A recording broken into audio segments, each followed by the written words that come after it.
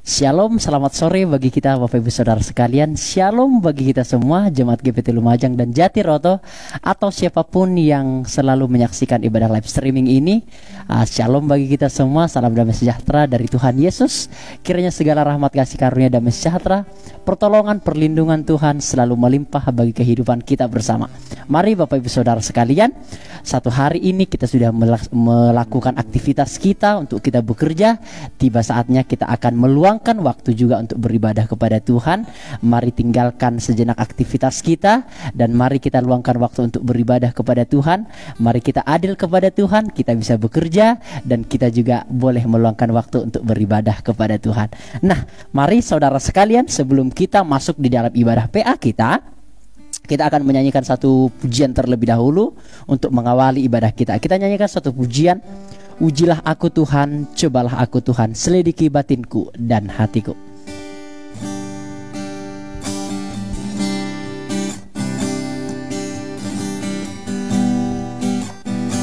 Terima kasih Tuhan.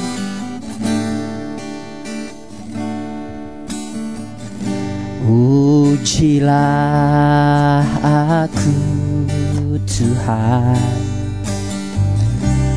cobalah aku Tuhan, selidiki batinku dan hatiku. Mataku tertuju padamu, aku cinta padamu Tuhan. Aku rindu hadirat-Mu Tuhan. Aku ingin selalu dekat padamu, menikmati kehadiran-Mu. Ku nyanyi Hosana bagi Rajaku yang duduk di tahta. Aku muliakan dan kuagungkan, kan layak disembah. Ujilah aku Tuhan, cobalah aku Tuhan.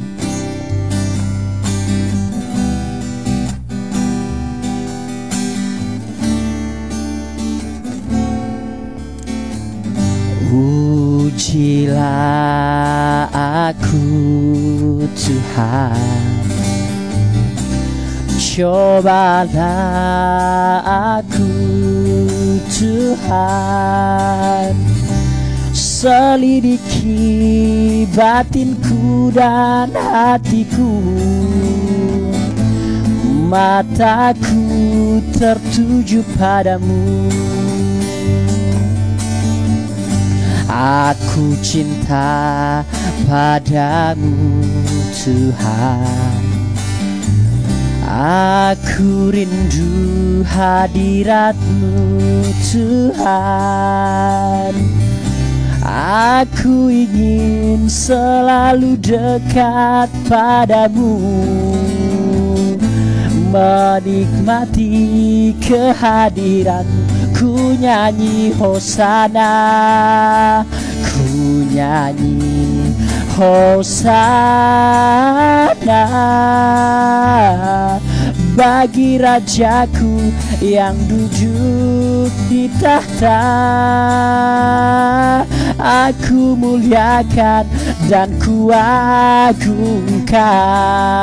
Kau layak disembah. Ku nyanyi Hosana, ku nyanyi Hosana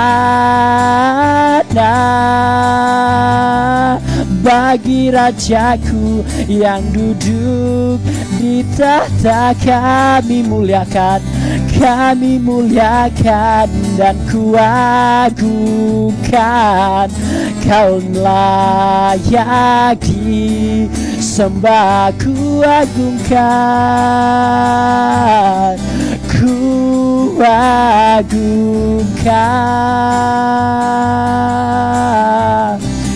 Yesus Raja yang bertahta dan layak disembah. Ku agungkan,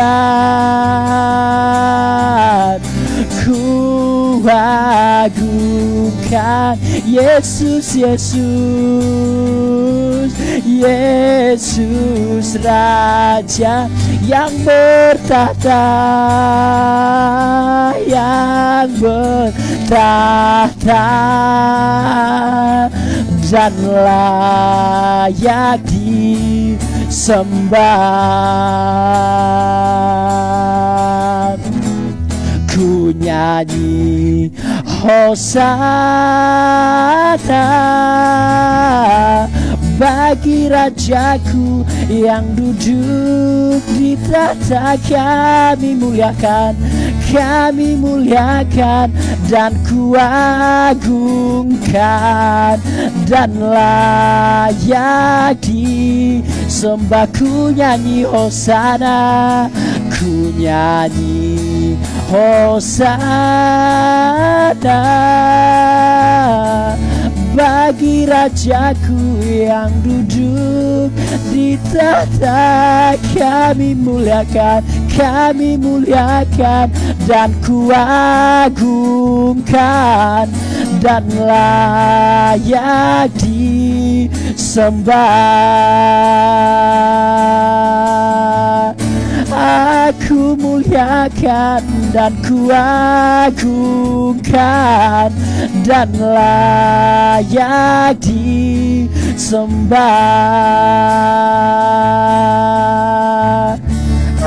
Aku muliakan dan ku agungkan, Kau layak disembah.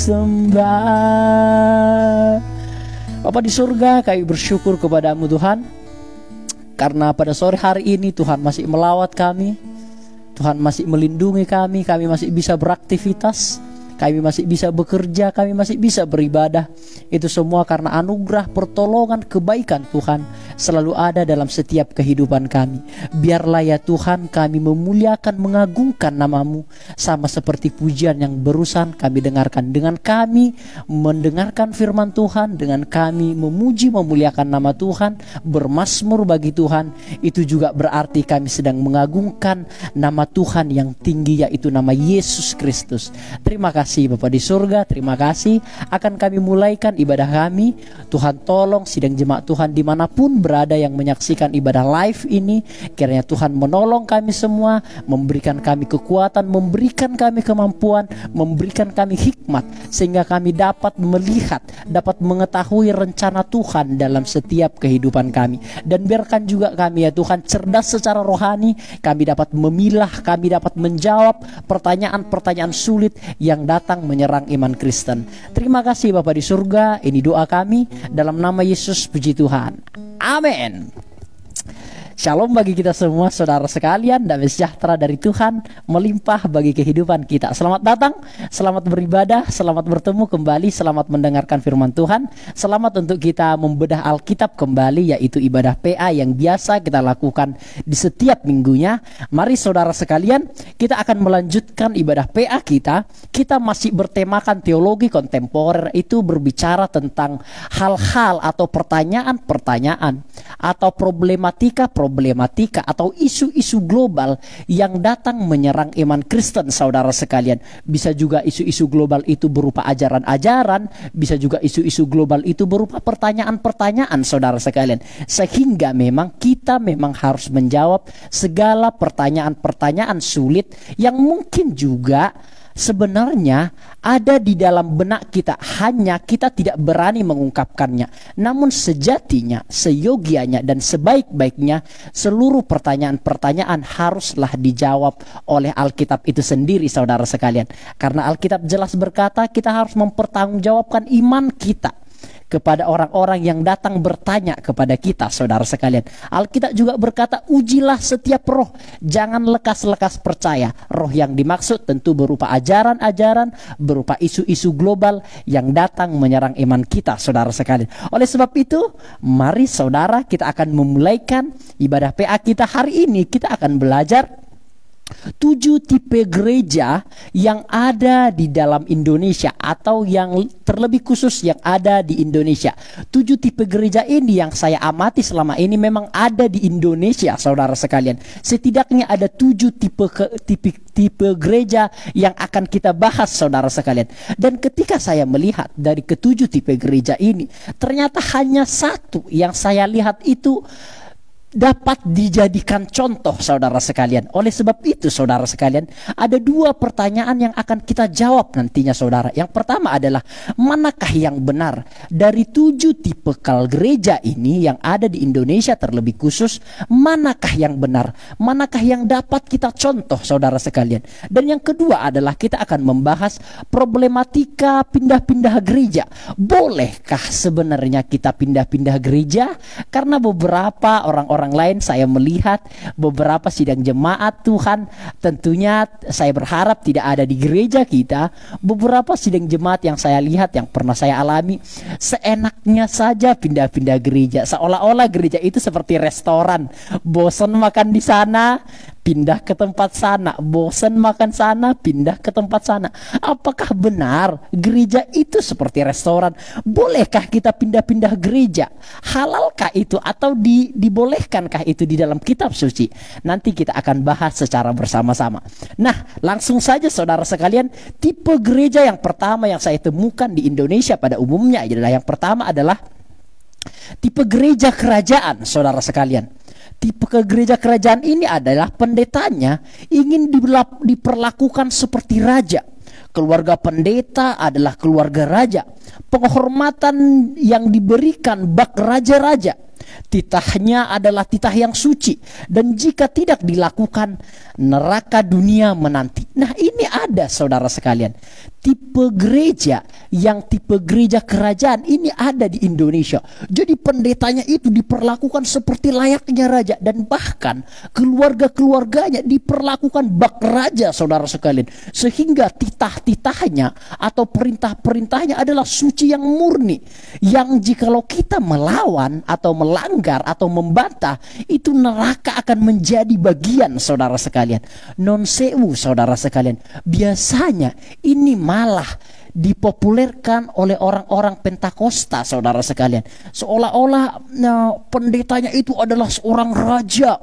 Dia harus diperlakukan sebagai seorang raja. Saya pernah mendengar sebuah cerita, tentu saya tidak sebutkan denominasi gerejanya, ketika pendetanya itu makan seperti itu, dan pembantu-pembantunya itu harus siap di samping-samping Pak pendetanya seperti itu. Jadi dikawal begitu. Pak pendetanya hanya untuk makan loh, saudara sekalian.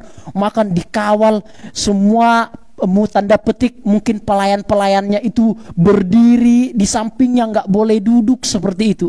Nah, ini seorang pendeta, saudara sekalian, yang mungkin bisa kita lihat diperlakukan bak raja, atau dia menganggap diri mungkin sebagai perwakilan Tuhan. Jadi ada 2 kemungkinan. Tipikal gereja kerajaan ini ada 2 kemungkinan. Yang pertama adalah dia yang menganggap diri, seorang pendetanya yang menganggap diri wakil Tuhan di dunia ini seperti itu. Jadi sehingga dia seolah-olah memiliki otoritas, sehingga dia tidak sengaja mungkin menganggap diri sebagai wakil Tuhan di dunia ini, sehingga dia berperilaku sebagai seorang raja yang harus dilayani bak raja. Demikian, saudara sekalian.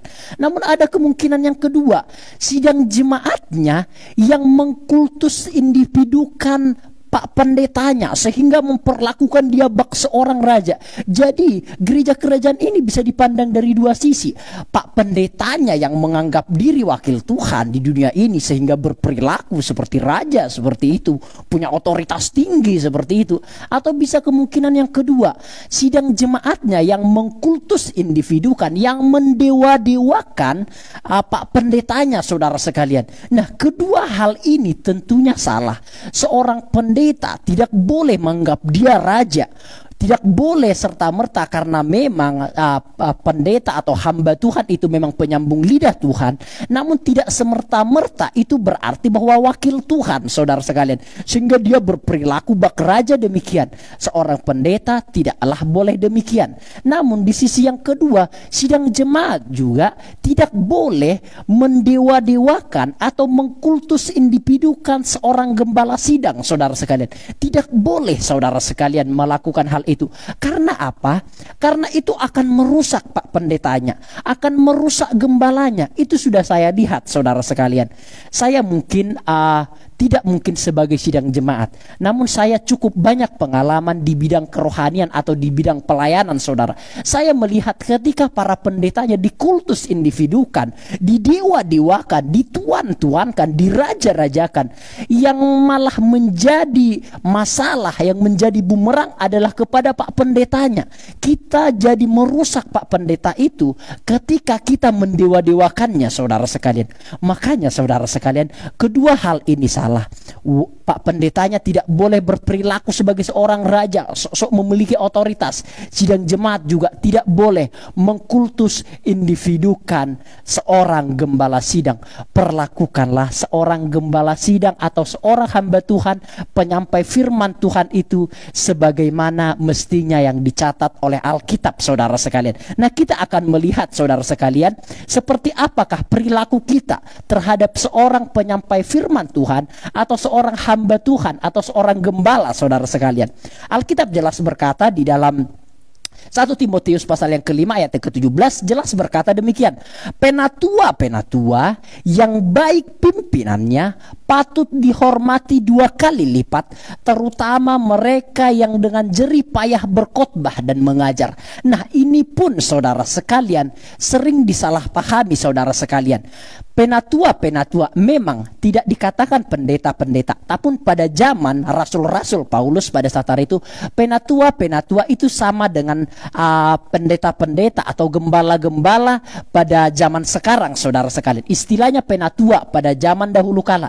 Dulu tidak ada pendeta muda, pendeta penuh, pendeta pembantu, tidak ada. Semuanya ada di dalam satu kata, yaitu penatua, yaitu mereka yang dikhususkan menjadi pelayan-pelayan gereja. Nah, pelayan-pelayan gereja yang baik pimpinannya di dalam terjemahan bahasa Indonesia sehari-hari, yang melayani jemaat dengan baik, saya ke tanda garis bawah saudara ya. Penatua-penatua yang melayani sidang jemaat dengan baik, atau dalam bahasa aslinya yang melayani sidang jemaat dengan segala kekuatan, dengan segala totalitas, patut dihormati 2 kali lipat, terutama mereka yang dengan jerih payah berkhotbah dan mengajar. Memang saudara, seorang penyampai firman Tuhan itu, siapapun itu, memang harus dihormati. Itu bukan kata saya, no. Namun itu kata firman Tuhan. Dihormati 2 kali lipat bukan berarti seperti ini. Bukan berarti ketika ada mungkin orang tua kita lebih hormat kepada Pak Pendeta daripada kepada orang tua karena 2 kali lipat. Bukan berarti demikian saudara. Ini hanyalah bahasa kiasan saudara sekalian, yang artinya seorang hamba Tuhan atau seorang penatua, penyampai firman Tuhan, haruslah dihormati sedia kalanya, haruslah dihormati sebagaimana mestinya bapak rohani kita, terutama mereka yang dengan jerih payah berkhotbah dan dengan mengajar, saudara sekalian. Mengapa di dalam teks yang lain saudara sekalian, para pengkhotbah atau para pengajar juga disebutkan para penatua, mereka menjaga jiwa sidang jemaat saudara. Jadi mengapa mereka harus dihormati sebagaimana mestinya? Karena mereka menjaga jiwa sidang jemaat, mendoakan jiwa sidang jemaat saudara sekalian. Ketika bapak ibu tidak dapat berdoa kepada diri sendiri, hamba Tuhan itulah yang berdoa bagi kita saudara sekalian. Hamba Tuhan itulah yang berdoa setiap malam. Gembala sidang itulah yang berdoa setiap malam di atas segala kesehatan, keluarga, pekerjaan, pergumulan, masalah yang bapak ibu alami. Sebenarnya bapak ibu sadari atau tidak, sebenarnya seorang penatua atau seorang pelayan Tuhan pastilah mendoakan sidang jemaatnya setiap malam saudara sekalian. Makanya kita menghormati mereka sebagaimana mestinya, saudara sekalian. Saya ulangi, kita tidak mendewakan, tidak boleh meraja-rajakan, tidak boleh mengkultus individukan, namun kita hormati sebagaimana mestinya, saudara sekalian. Yang kedua, saudara, taatilah pimpinan-pimpinanmu dan tunduklah kepada mereka, sebab mereka berjaga-jaga atas jiwamu. Sama seperti yang saya katakan, sebagai orang-orang yang harus bertanggung jawab atasnya. Dengan jalan itu mereka akan melakukannya dengan gembira, bukan dengan keluh kesah, sebab hal itu tidak akan membawa keuntungan bagimu. Saya mengatakan bahwa penulis Ibrani ini adalah Rasul Paulus dengan asumsi Rasul Paulus. Rasul Paulus mengatakan bahwa kita harus taat kepada pimpinan-pimpinan kita. Pimpinan-pimpinan yang dimaksud di dalam konteks ayat sebelumnya adalah bisa berupa pemimpin masyarakat, pemimpin negara, pemimpin di dalam keluarga, ataupun pimpinan-pimpinan rohani. Patutlah kita hormati dan haruslah taat kepada pimpinan, tunduk kepada mereka, sebab mereka berjaga-jaga di atas jiwa kita, saudara sekalian. Sama seperti yang saya katakan, Bapak Ibu mungkin tidak sadar bahwa semua hamba Tuhan, bahwa semua gembala tahu tugas-tugasnya, saudara sekalian. Bapak Ibu harus menyadari, harus melihat hal itu, bahwa semua gembala sidang yang baik tahu tugas-tugas yang diembankan di dalam dirinya. Seorang penatua pun demikian, pelayan-pelayan Tuhan pun demikian. Dia akan selalu berdoa kepada sidang jemaatnya di dalam segala hal, di dalam sidang jemaatnya, mungkin itu pekerjaannya, keluarganya, problematika hidup yang dialami, maupun saudara sekalian pergumulan-pergumulan yang dihadapi oleh sidang jemaatnya. Kita mungkin tidak menyadarinya, saudara sekalian, namun seorang hamba Tuhan selalu melakukan hal itu. Itulah alasan mengapa kita menghormati dan menghargai mereka. Sekali lagi, tidak boleh mengkultus individukan, namun harus menghormati sebagaimana mestinya, saudara sekalian. Oke, next. Itu tipikal gereja yang pertama. Ada tipikal gereja kerajaan. Itu tidak boleh, saudara sekalian. Seharusnya kita tidak boleh mengkultus individukan. Seorang pendeta juga tidak boleh menganggap diri sebagai seorang raja yang harus diperlakukan sebagai seorang raja. Tidak. Diperlakukanlah seorang pendeta itu sebagaimana mestinya, saudara. Yang kedua adalah ada tipikal gereja perusahaan. Tipe ini sangat mementingkan profit atau untung. Pertimbangan mereka adalah untung rugi. Cabang-cabang yang tidak menguntungkan secara finansial akan dipotong, walaupun di sana banyak jiwa yang membutuhkan. Pendeta adalah direktur utama dengan otoritas mutlak. Jadi ada ternyata tipikal gereja perusahaan yang fokusnya adalah profit, adalah untung. Enggak peduli mereka di lokasi itu apakah mereka membutuhkan pelayanan kita atau enggak. Yang mereka butuhkan adalah profit, walaupun banyak sidang jemaatnya mungkin. Tapi jikalau itu yang miskin-miskin, yang tidak ada menggunakan untung, mereka akan meninggalkan hal itu, saudara sekalian. Mereka akan lebih fokus kepada tempat-tempat yang sangat menguntungkan, saudara. Ternyata, saudara sekalian, tentu saya tidak akan mengatakan denominasi gerejanya tidak boleh, saudara. Namun kita bisa melihat ternyata ada tipikal gereja seperti itu. Tipikal gereja perusahaan yang fokusnya adalah profit, saudara sekalian. Adalah untung, segala sesuatu dinilai dari untung. Jikalau membuka gereja di sini, untung atau enggak?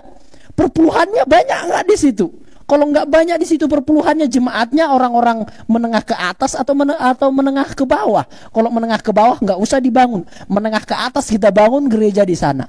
Nah, saudara sekalian, ternyata ada gereja-gereja yang demikian, saudara sekalian.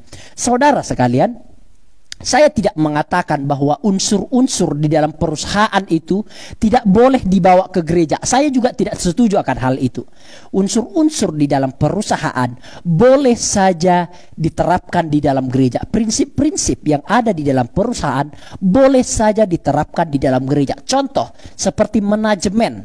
Seperti manajemen misalnya di dalam perusahaan itu ada yang mengepalai kepala gudang, ada yang mengepalai salesman, ada yang mengepalai penjualan, ada yang mengepalai teknik mesin, ada yang mengepalai support. Tentu itu ada bagian-bagiannya. Nah, di dalam gereja juga sistem manajemen ini boleh diterapkan. Misalnya, contoh ada bagian penggembalaan, ada bagian sekretariat, ada bagian kaum muda, ada bagian tim musik, ada bagian paduan suara, ada bagian doa-doa syafaat, dan seterusnya. Tentu prinsip-prinsip ini yang dalam perusahaan boleh ditempatkan di dalam gereja. Saya juga tidak setuju orang-orang yang serta-merta berkata nggak boleh bawa sistem-sistem perusahaan ke gereja. No, tunggu dulu. Tidak semua dosa di sistem-sistem perusahaan itu. Ada hal-hal yang bagus di sana yang bisa kita contoh. Hanya memang tidak semuanya. Contoh, di dalam perusahaan itu tentu harus menghasilkan untung. Fokusnya adalah profit. Nah, itu ternyata tidak boleh diterapkan di dalam gereja. Itu yang tidak boleh. Namun sistem-sistem yang baik tentunya boleh diterapkan di dalam gereja, saudara sekalian. Jadi tipikal gereja perusahaan tidak dihalalkan jikalau itu hanya berfokus kepada profit. Namun prinsip-prinsip yang baik yang ada di dalam perusahaan boleh saja diterapkan di dalam gereja, saudara sekalian. Singkat-singkat saja, saudara. Nah, apa sih alasan-alasannya, saudara sekalian? Alkitab berkata demikian. Apapun juga yang kamu perbuatlah dengan segenap hatimu seperti untuk Tuhan dan bukan untuk manusia. Inilah, saudara, sanggahan terhadap gereja-gereja perusahaan itu yang mementingkan profit, yang fokus utamanya adalah profit. Nah, Alkitab berkata, mari kita melakukan segala sesuatu bukan seperti untuk manusia, namun seperti untuk Tuhan dengan segenap hatimu, seperti untuk Tuhan dan bukan untuk manusia. Artinya fokusnya kepada Tuhan. Nah, ingat ya, gereja perusahaan fokusnya untuk profit, gereja Tuhan itu adalah fokusnya untuk Tuhan dan keselamatan jiwa-jiwa. Beda, saudara ya, beda. Gereja perusahaan fokusnya profit, tidak peduli orang itu membutuhkan pelayanan. Jikalau tidak ada untung, tidak dilakukan. Namun itu tidak boleh. Yang sebenarnya adalah fokus gereja adalah fokusnya kepada Tuhan dan juga keselamatan jiwa-jiwa, saudara sekalian. Yang kedua adalah siapa yang berpegang pada suatu hari tertentu, ia melakukannya untuk Tuhan, dan siapa makan, ia melakukannya untuk Tuhan, sebab ia mengucap syukur kepada Allah. Artinya adalah mari kita melakukan segala sesuatunya bukan hanya untuk profit. Mari gereja, saya mengajak seluruh gereja melakukan segala pelayanannya bukan untuk profit, namun untuk keselamatan jiwa-jiwa, untuk penggembalaan jiwa-jiwa, dan untuk memuliakan nama Tuhan, saudara sekalian. Oke, singkat-singkat saja, itu tipikal gereja yang kedua, saudara sekalian. Tipikal gereja yang ketiga adalah tipikal gereja minimarket. Apa sih, Pak? Tipikal gereja minimarket ini buka cabang di mana-mana, tidak peduli jika berdekatan dengan minimarket lain. Bahkan kalau bisa mencuri market resettlement minimarket lain. Tipe seperti ini sama seperti tipikal gereja perusahaan yang tadi. Tidak peduli pada pertumbuhan jemaat, tidak profit, tutup. Nah, ini ternyata juga ada, saudara. Tipe gereja minimarket yang membuka cabang di mana-mana. Bahkan, saudara sekalian, bahkan ada gereja-gereja itu yang saya bingungnya luar biasa. Dia menjangkau jiwa itu ke gereja orang lain. Bayangkan, lucunya minta ampun.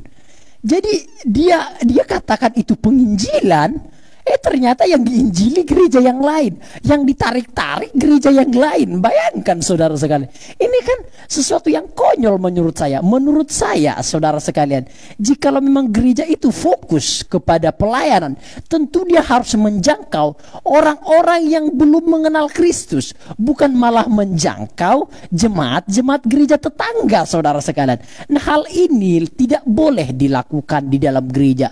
Saya sangat menolak keras gereja-gereja yang mengiming-imingi jemaat yang lain, yang menarik-narik jemaat lain. Saya paling tidak suka hal itu, saudara sekalian. Pernah beberapa waktu lalu ada orang yang datang kepada saya, Pak, apa syaratnya jikalau masuk ke dalam gereja Bapak? Saya tanya begini, emang ibu enggak punya gereja tah? Ibu itu bilang, saya punya gereja, namun dia menceritakan segala sesuatu kekurangan di gereja asalnya. Dalam hati saya, jikalau dia menceritakan segala kekurangan di gereja asalnya, bisa saja nanti jemaat ini menceritakan kekurangan gereja kami.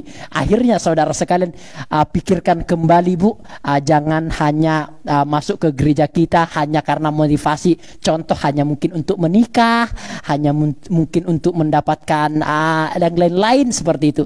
Tentu itu tidak diperbolehkan. Namun jikalau kita bisa keluar dari gereja karena mungkin ajarannya menyimpang, itu boleh-boleh saja. Namun jangan pindah-pindah gereja hanya karena itu, saudara sekalian. Itu tidak diperbolehkan.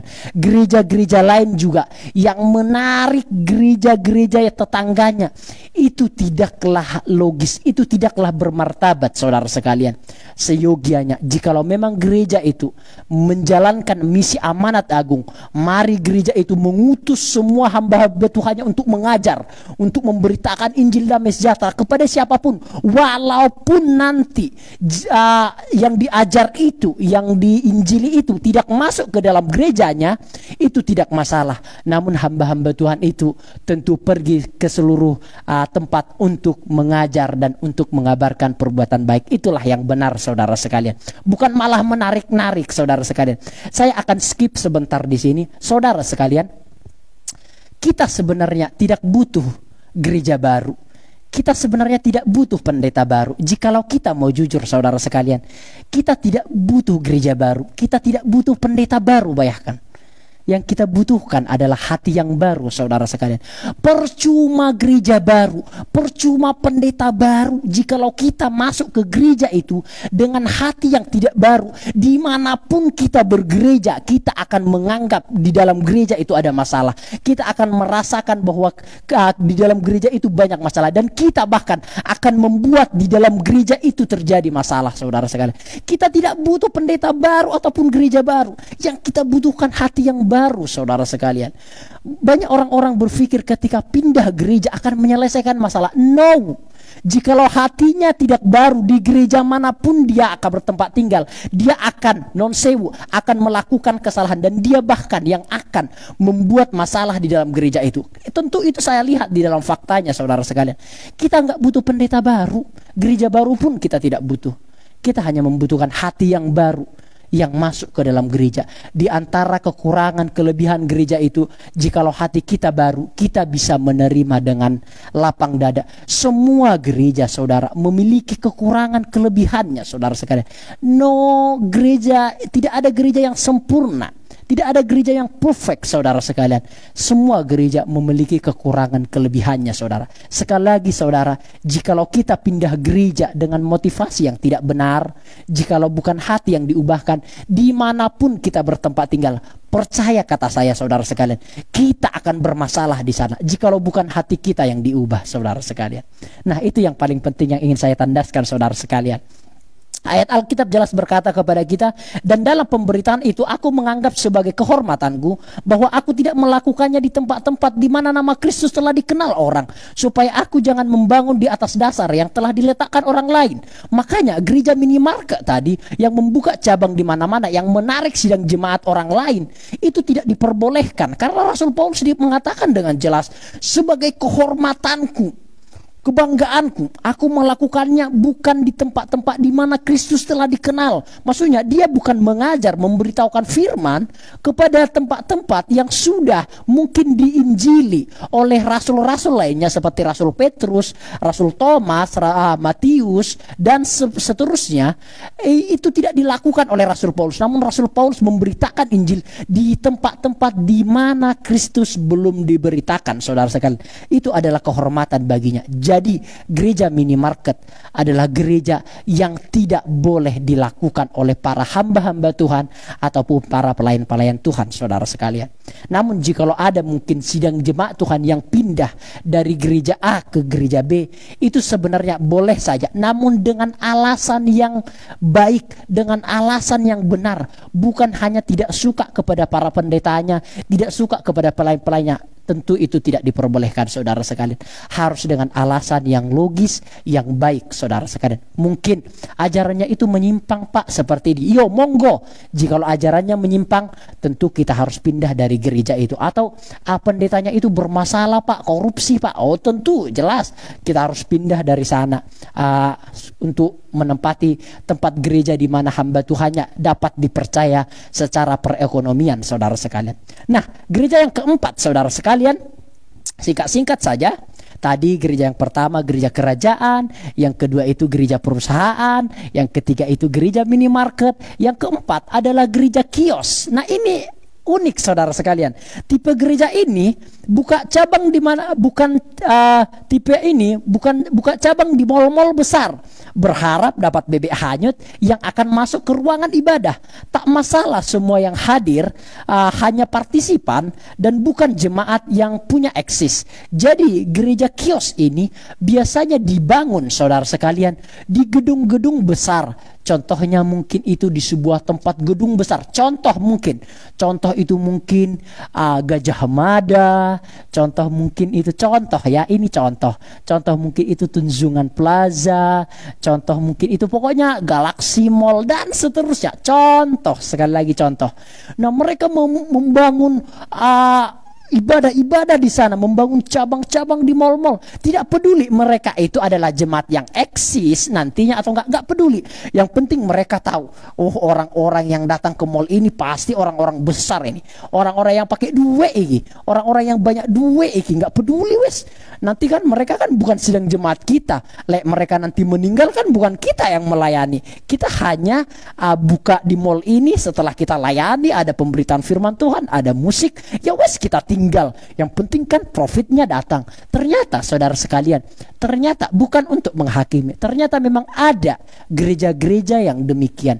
Seharusnya saudara sekalian, gereja-gereja tidak hanya mengambil uang, tidak hanya berfokus kepada uang itu saudara sekalian. Bahkan saya katakan gereja saudara sekalian harusnya saudara menjadi tempat damai, bukan menjadi tempat orang keluh kesah saudara sekalian. Bukan menjadi tempat orang masuk gereja itu jadi banyak tekanan, tidak boleh. Seharusnya gereja itu menjadi tempat kita menikmati ibadah, tempat kita meluangkan, mengungkapkan segala perasaan, tempat yang damai saudara sekalian. Gereja juga harusnya melayani sidang jemaat sampai pada akhirnya. Bukan hanya ketika dia dapat datang, dapat duit pulang. Ketika orang itu sakit kita tidak jenguk. Ketika orang itu sakit kita tidak doakan. Ketika orang itu membutuhkan konseling kita tidak mau melakukan konseling. Gereja haruslah melakukan hal itu saudara sekalian. Maksudnya ketika sakit didoakan, ketika ada dalam tekanan diberikan masukan-masukan, ketika ada mungkin non sewu, ketika ada sidang jemaat yang meninggal dilayani di dalam ibadahnya saudara sekalian. Itulah ibadah, itulah gereja yang benar. Bukan gereja tipe kios ini. Tipe kios ini tidak melakukan hal itu. Gereja jemaatnya sakit, dia tidak peduli karena dia hanya eksis pada satu waktu tok. Setelah itu keluar. Jemaat itu bukan jemaat yang eksis, yang terdaftar, nggak peduli. Yang penting ada untung, jalan terus di dalam gedung-gedung itu. Tentu gereja tipe kios ini tidak diperbolehkan saudara sekalian, karena hanya akan berfokus kepada hal-hal yang jasmani dan juga tidak mengayomi sidang jemaat sampai kepada akhirnya saudara sekalian, yaitu mendoakannya ketika sakit dan seterusnya saudara sekalian. Nah saudara sekalian, itu tipe kios saudara sekalian. Yang kelima adalah ada tipikal gereja hiburan. Gereja ini saudara sekalian, gereja hiburan ini menganggap jemaat sebagai penonton yang harus dihibur. Investasi terbesar ada pada panggung gereja. Jemaat hadir karena butuh tontonan dan mereka merasa karena jadi anggota jemaat gereja tersebut. Jadi saudara, ada juga ternyata tipikal gereja hiburan. Nah saudara sekalian, contohnya saudara sekalian, pokoknya musiknya wow luar biasa.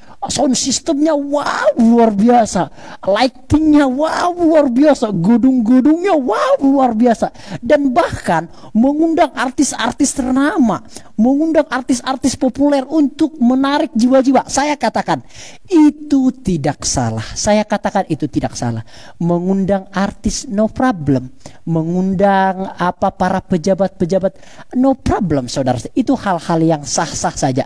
Namun gereja ini, tipikal hiburan ini, fokusnya kepada hal itu menjadi pegangan mereka, itu menjadi master point mereka, itu menjadi fokus mereka. Tidak lagi kepada pendewasaan sidang jemaat, tidak lagi, namun kepada musik-musik yang terlalu banyak improvisasi mungkin, yang terlalu banyak melodi-melodi mungkin, yang terlalu banyak dinamika-dinamika di dalam pujian-pujian itu mungkin, yang sound systemnya itu, yang lightingnya itu terlalu seperti apa mungkin. Fokus mereka kepada hal-hal hiburan itu. Karena bagi gereja ini, sidang jemaat itu adalah penonton yang harus dihibur, saudara sekalian. Sekali lagi, saya menyetujui sound system yang bagus itu harus pemain musik yang profesional atau yang totalitas, setidaknya totalitas mau belajar, itu memang diharuskan. Tidak boleh main-main, itu memang diharuskan di dalam pelayanan. Karena pelayanan itu tidak boleh memberikan pelayanan yang hambar, saudara sekalian, yang tidak totalitas. Itu saya tidak suka akan hal itu. Jadi kita juga harus melakukannya dengan segala kemampuan kita, dengan segala totalitas kita. Namun saudara sekalian, yang ingin saya tandaskan adalah jangan hanya berfokus kepada hiburan-hiburan atau mungkin mengundang para artis-artis untuk menarik jemaat-jemaat yang lain. Itu tidak diperbolehkan, karena gereja tipikal hiburan itu melakukan hal itu, saudara sekalian. Boleh saja mengundang-undang yang lain, boleh saja gedungnya dibuat serapi mungkin, itu sah-sah saja. Namun sekali lagi jangan salah paham, jangan hanya berfokus kepada hal itu, namun juga harus kepada pemberitahuan firman Tuhan. Saya pernah menemukan sebuah gereja yang pujiannya itu setengah atau mungkin lebih dari setengah jam, mungkin 45 menit. Namun ketika firman Tuhan itu mungkin hanya 15 menit. Saya juga tidak terlalu sepakat akan hal itu. Artinya yang ditonjolkan adalah pujian-pujiannya. Tentu pujian itu juga untuk Tuhan. Yes, saya meyakui hal itu. Namun ketika kita membacakan firman Tuhan, itu lebih mengarah, saudara. Itu lebih memberikan pengajaran. Karena musik atau pujian itu menyentuh jiwa kita tentunya. Namun pengajaran-pengajaran itu, saudara sekalian, itu langsung melekat, saudara sekalian. Itu langsung menegur barangkali, saudara sekalian, segenap kehidupan kita, sehingga kita tahu mana yang benar dan mana yang salah. Seyogianya pemberitahuan firman Tuhan dengan pujian penyembahan itu haruslah seimbang, saudara sekalian. Tidak boleh menitik beratkan satu bidangnya, saudara sekalian. Itu tipikal gereja hiburan, saudara. Yang keenam adalah, namun sebelumnya sanggahan untuk tipikal gereja hiburan ini adalah, marilah kita melakukannya dengan mata yang tertuju kepada Yesus, yang memimpin kita dalam iman dan yang membawa iman kita itu kepada kesempurnaan, yang dengan mengabaikan hinaan tekun memikul salib ganti sukacita yang disediakan bagi Dia yang sekarang duduk di sebelah kanan tahta Allah. Nah, saudara sekalian, marilah saudara, setiap gereja itu melakukannya dengan mata yang tertuju kepada Kristus yang memimpin kita ke dalam iman. Jadi sidang jemaat juga, atau para pendeta atau para gereja-gereja juga, mari melakukan pelayanan itu bukan menganggap sidang jemaat itu sebagai penonton yang harus dihibur. Namun mari kita melakukan pelayanan itu seperti mata yang tertuju kepada Kristus yang memimpin kita dalam iman. Mari kita melakukannya seperti yang sudah kita baca, seperti kepada Tuhan dan bukan kepada manusia. Saudara sekalian, penting saudara melakukan segala sesuatu seperti kepada Tuhan dan bukan kepada manusia. Itu selalu saya tanamkan, dan saya tidak malu mengatakan hal itu. Orang yang pertama mengatakan itu kepada saya adalah seorang hamba Tuhan. Lakukanlah segala sesuatu seperti untuk Tuhan dan bukan untuk manusia. Sebenarnya saya bukan tipikal orang perfeksionis, saudara, enggak. Namun saya tipikal orang yang totalitas, beda. Perfeksionis dengan totalitas itu berbeda. Perfeksionis diharuskan, harus perfect. Jikalau enggak perfect, enggak boleh. Tidak demikian, saya tidak demikian. Namun saya orang yang totalitas, artinya semampu saya usahakan. Sekuat saya usahakan. Seapa yang saya mampu, seapa yang saya bisa, seapa yang saya sanggup, itu yang saya lakukan. Itu artinya totalitas. Yang kedepannya pun itu nanti perfect atau enggak, itu tidak menjadi masalah. Yang penting dilakukan dengan segala totalitas. Tuhan pun bukan sebenarnya tipikal orang yang perfeksionis, enggak. Namun Tuhan menginginkan kita tipikal orang yang totalitas, segenap kekuatan kita lakukan. Entah itu sempurna atau enggak jadi persoalan masalah itu. Yang penting kita melakukannya bukan karena kita sembrono atau karena kita membuang-buang waktu, namun karena kita sudah melakukannya dengan sepenuh hati, dengan segenap kekuatan kita, saudara sekalian. Mari melakukannya dengan mata yang tertuju kepada Kristus. Yang keenam adalah dua tipikal gereja terakhir, yaitu tipe gereja gaib, saudara sekalian. Di sini minyak urapan adalah bukti dari iman dan alam roh adalah tempat bermain. Pendeta adalah semacam tetua adat yang sakti dan diagung-agungkan oleh jemaatnya.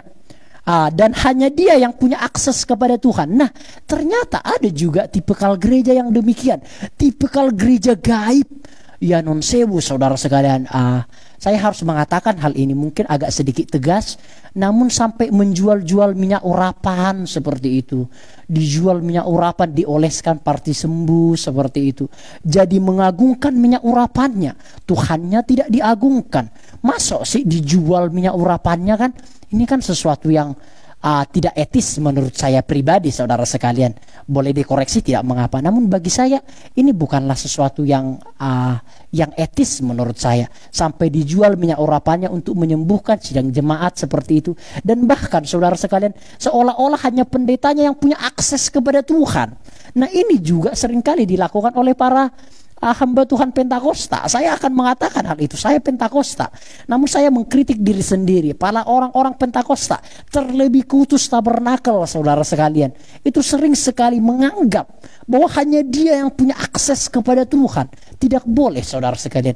Sidang jemaat juga langsung bisa akses kepada Tuhan. Tidak perlu melalui para pendeta pun tidak masalah, saudara sekalian. Pendeta tidak seagung yang Bapak Ibu pikirkan, saudara sekalian. Bapak Ibu boleh langsung datang kepada Tuhan berdoa. Tentu tidak salah juga meminta bantuan doa daripada pendeta, tentu tidak salah. Namun saudara sekalian, jikalau hanya bersandar kepada para pendeta, itu juga adalah sebuah kekeliruan. Kita harus memiliki pribadi yang mandiri. Kita berdoa secara mandiri, meminta tolong secara mandiri kepada Tuhan, dan kita juga boleh meminta tolong doa kepada para pendeta. Jadi adil, saudara sekalian. Para pendeta juga enggak boleh menganggap diri lebih suci dibandingkan sidang jemaatnya, seolah-olah hanya dia yang merasa diri punya akses kepada Tuhan. Pendeta demikian pun sesat bagi saya, karena dia menganggap diri lebih suci dibandingkan yang lainnya, seperti itu.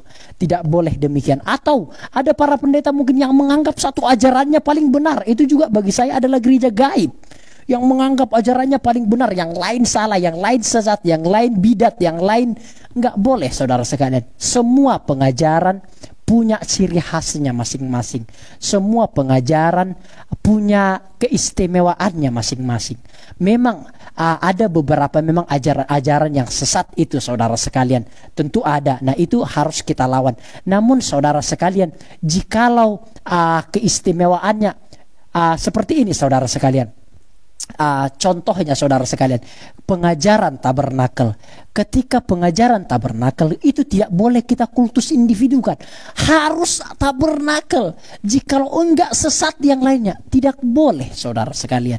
Pengajaran yang lain pun benar, saudara sekalian, karena tabernakel adalah ciri kekhususan, keistimewaan. Ciri pengajaran orang yang lain juga ada ciri keistimewaannya. Apa contohnya? Contohnya adalah seperti menitik beratkan kedaulatan atau kehendak Tuhan. Pokoknya kehendak Tuhan itu yang paling utama, mencari kehendak Tuhan. Ada juga tipikal pengajaran yang demikian. Tabernakel tentu keistimewaannya adalah kesucian, bukan dia. Nah, pengajaran yang lain atau Protestan, saya katakan demikian, itu menekankan lebih kepada pengajaran yang sistematis. sistematis, yang tersistem dengan sangat rapi, dari doktrin Allah, doktrin Roh Kudus, doktrin keselamatan, pokoknya semua tersistem dengan baik. Tentu itu benar saudara. Jadi pengajaran juga tidak boleh dikultus individukan, yang lain sesat tidak boleh. Hanya menganggap satu ajaran benar itu juga tidak boleh. Atau juga para pendeta yang melakukan banyak-banyak mukjizat seperti itu, membangkitkan orang mati, mendoakan sembuh. Nah, ini juga menjadi kultus individu, saudara sekalian. Ini masuk di dalam tipikal gereja gaib, saudara sekalian. Dan ini yang paling diminati oleh sidang jemaat Tuhan. Ada mukjizat, ada kesembuhan, yang kaya, yang miskin jadi kaya, yang kaya makin kaya. Percaya Tuhan akan semua lempeng. Ini bagi saya juga gereja gaib. Yang sakit disembuhkan, yang berbeban berat masalahnya besok akan selesai. Oh, ini juga bukanlah satu kebenaran, saudara sekalian.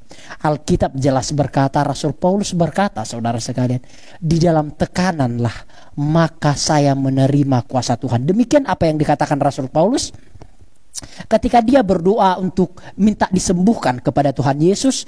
Apa yang dikatakan Tuhan Yesus kepada Rasul Paulus?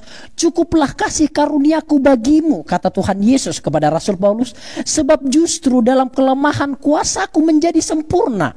Kata atau jawaban Tuhan kepada Rasul Paulus. Sebab itu terlebih suka aku bermegah atas kelemahanku. Sekarang Rasul Paulus itu menyadari. Saya ulangi saudara sekalian. Dulu Rasul Paulus memiliki sebuah tanda petik, sebuah duri di dalam daging, atau sebuah tanda petik penyakit.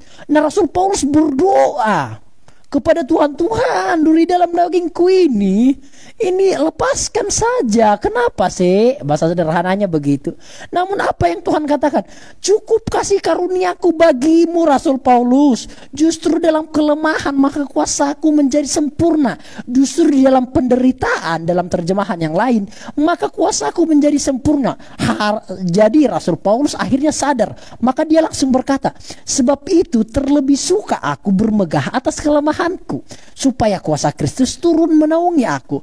Karena itu aku senang dan rela di dalam kelemahan, di dalam siksaan, di dalam kesukaran, di dalam penganiayaan dan kesesakan oleh karena Kristus. Sebab jika aku lemah, maka aku jadi kuat. Jadi para pendeta yang selalu berkata sukses, sukses, tidak ada masalah, tidak ada masalah, masalah akan semuanya selesai, tentu itu bertolak belakang dengan apa yang dikatakan Rasul Paulus. Ketika kita percaya Rasul Paulus jelas berkata, aku lebih suka ada di dalam penderitaan kesukaran, di dalam siksaan.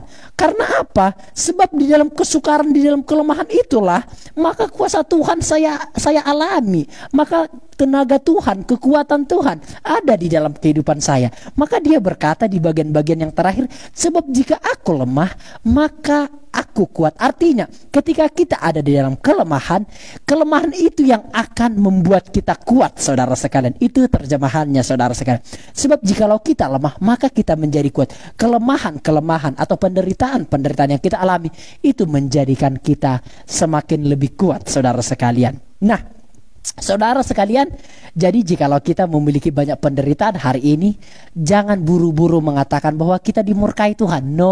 No, saudara. Kita ada di dalam disiplin.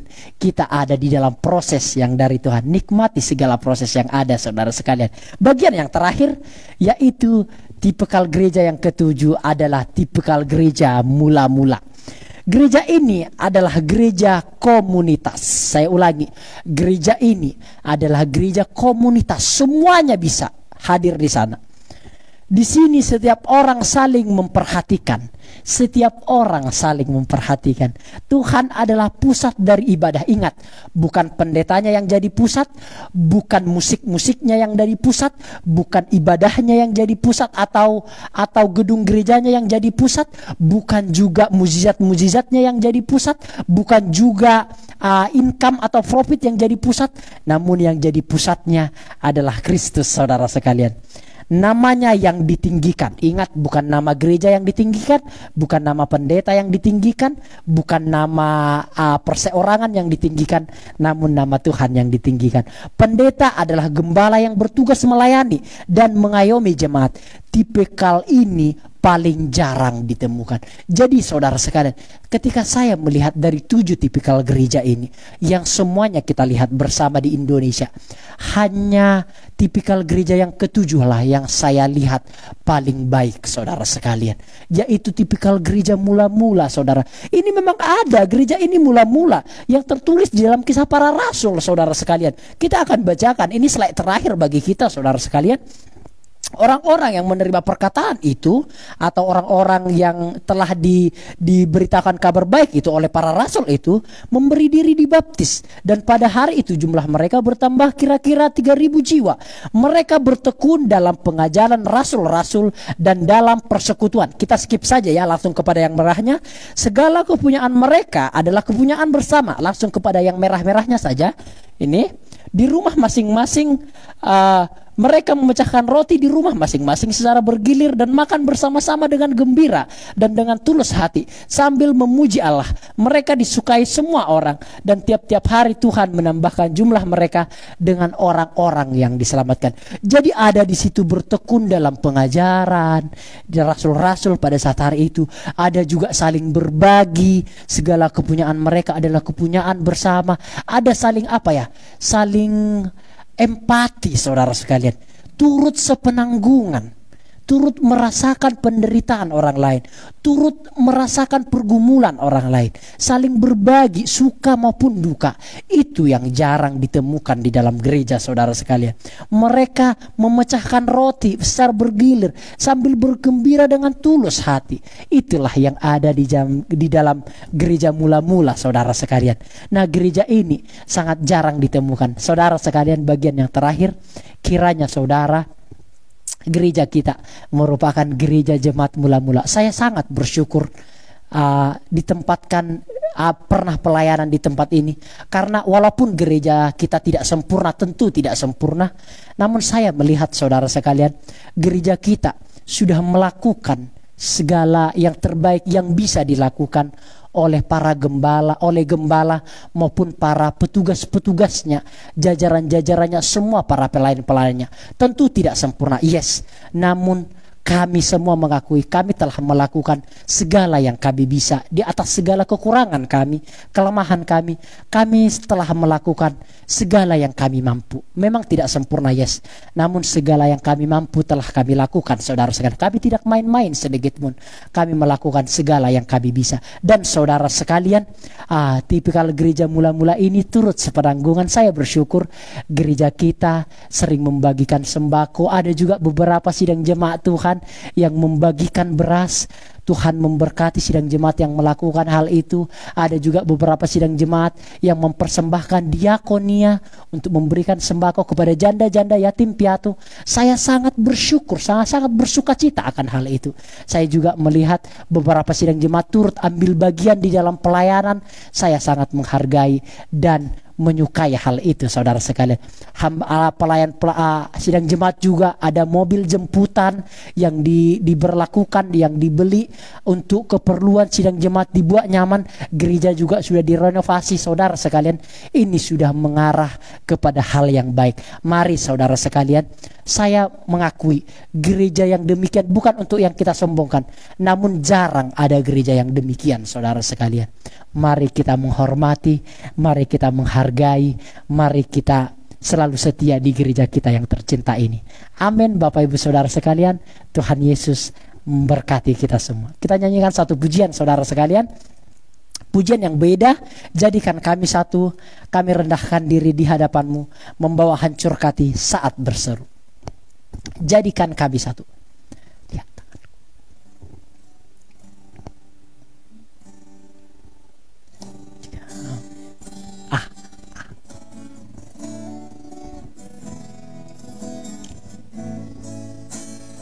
Terima kasih Tuhan, jadikan kami satu. Kami rendahkan diri di hadapan-Mu, membawa hancur hati saat berseru. agar kami saling melengkapi tubuhmu, seperti kau dan Yesus adalah satu. Kami rendahkan diri di hadapanmu, membawa hancur hati saat berteru, agar kami saling melengkapi tubuhmu, seperti kau dan Yesus adalah satu. Jadikan kami satu seperti kerinduanku, agar dunia tahu bukti nyata dari kasih-Mu. Sebelum kami pergi memberitakan kasih-Mu, mulailah dari kami lebih dulu. Jadikan kami satu, jadikan kami satu seperti kerinduanku, agar dunia tahu bumi nyata dari kasih-Mu. Sebelum kami pergi memberitakan kasih-Mu, mulailah dari kami lebih dulu. Jadikan kami satu, mulailah dari kami lebih dulu. Jadikan kami satu. Saudara sekalian, ibadah berjalan seperti biasa. Ada ibadah PA, ada ibadah kaum muda, ada ibadah sekolah minggu, ada ibadah raya. Ibadah kita masih berjalan seperti biasa. Ada kemungkinan, saudara sekalian, saya informasikan, ada kemungkinan kita akan ibadah di bulan depan, awal bulan depan. Saya ulangi, ada kemungkinan besar kita akan memulai ibadah secara tatap muka di bulan depan. Nanti di minggu depan kepastiannya saya akan informasikan, karena masih ada minggu keempat. Saudara sekalian, ada kemungkinan kita akan melakukan ibadah tatap muka di gereja kita GPT Lumajang di awal bulan. Saudara sekalian, nanti fixnya saya akan informasikan di minggu keempat, saudara sekalian. Nah, saudara sekalian, bagi Bapak Ibu juga yang ingin didoakan, boleh langsung saja menghubungi kami pribadi. Kami selalu siap doakan Bapak Ibu Saudara sekalian. Mari kita akan tunduk kepala, kita akan berdoa, kita mengakhiri ibadah kita. Bapa kami di surga, 7 tipikal gereja yang kami pelajari, 6 di antaranya tentunya memiliki banyak kekurangan. Hanya ada satu gereja, yaitu gereja mula-mula yang harus kami contoh, yaitu gereja mula-mula ini sehati sepikir, seiman, satu Tuhan, seturut sepenanggungan di dalam suka ataupun duka. Itulah yang harus kami lakukan. Kami tidak butuh gereja baru seyogianya. Kami juga tidak butuh pendeta baru, pelayan-pelayan Tuhan yang baru. Kami hanya membutuhkan hati yang baru ketika kami masuk di dalam gereja. Jikalau kami tidak memiliki hati yang baru di gereja, semegah apapun kami pasti tidak nyaman di sana. Namun ketika kami memiliki hati yang baru, dimanapun kami berada, kami akan mengakui bahwa Yesus Kristus selalu baik kepada kami. Tuhan berkati sidang jemaat Tuhan dimanapun berada, dalam kesehatan, keluarga, pekerjaan, anak-anak mereka, cucu mereka dimanapun berada. Kiranya Tuhan memberkati mereka. Di dalam nama Tuhan Yesus Kristus. Haleluya. Amin. Tuhan memberkati kita semua, saudara sekalian. Shalom bagi kita. Damai sejahtera dari Tuhan Yesus melimpah bagi kita. Shalom.